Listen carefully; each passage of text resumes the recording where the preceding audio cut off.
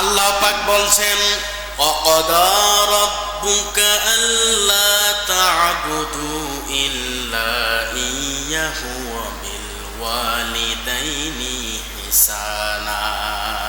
আল্লাহু আকবার।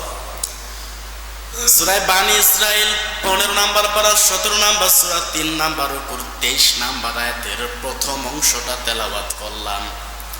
আল্লাহ পাক জানিয়ে দেন, আমার বান্দারা শুনে নাও, ওয়াকাদা রাব্বুকা আল্লা তা'বুদু, ইবাদত শুধুমাত্র কেবলমাত্র আমি আল্লাহর জন্যই করা লাগবে, আর কারো জন্য ইবাদত করা যাবে না। শুধুমাত্র আমার জন্য ইবাদত করবা। আর দ্বিতীয় নম্বরে ওয়ালিদাইন, আর পিতা মাতার সঙ্গে ভালো আচরণ করা লাগবে। কথাকার ওয়াবিল ওয়ালিদাইনি ইহসানা, ইহসান করো, পিতা মাতার সাথে সদ্য ব্যবহার করো, ভালো আচরণ করো। এখন সদ্য ব্যবহার কি, ভালো আচরণ কি, পিতা মাতার খেদমত কি, আল্লাহ পাক ধাপে ধাপে নিজেই সেটার ব্যাখ্যা দিচ্ছেন।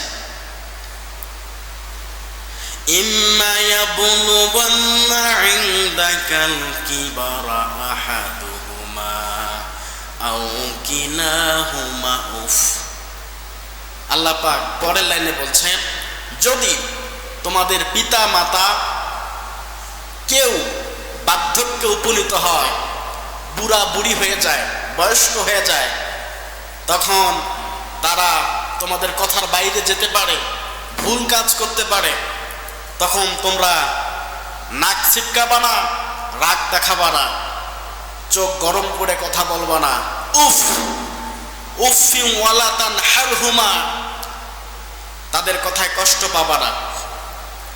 ওয়া কুল্লাহুমা কওলান কারীমা, আর তাদের সাথে সুন্দর আচরণ করো, ভদ্র ভাষায় কথা বলো।